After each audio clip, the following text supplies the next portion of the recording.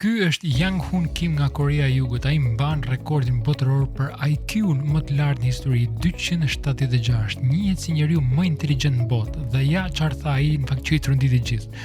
Ai tha, unë besoj se Jezu Krishti është Perëndi. Pikë. Ai përdor fizikën kuantike në fakt për treguar që vetë dia vazhdon edhe pas vdekjes. Kjo është një deklaratë që ndryshon gjithçka, jo për ata që besojnë, fakt, por për ata që s'kan dashur të besojnë, për ata që janë fshehur pas justifikimeve dhe ata që mendojnë fakt që krishterimi është për ata të pazgjuarit. Por tani s'kan më justifikim dhe ja pjesa më e bukur në fakt, shtesa që unë do shtoja kësaj. Nuk të duhet të jesh gjeni për të njohur Perëndin. Bibla thotë në fakt që frika e Zotit është fillimi i dijes. Mund të zgjidhësh çdo problem në botë, por nëse nuk e ke frikën e Zotit, por nëse nuk e ke zgjidhur problemin e mëkatit, në fakt, ke ende nevojë për një shpëtimtar. Dhe nëse nuk më beson mua, po ta thot njeriu më i zgjuar në botë, Jezusi është Perëndi, Zoti bekoft.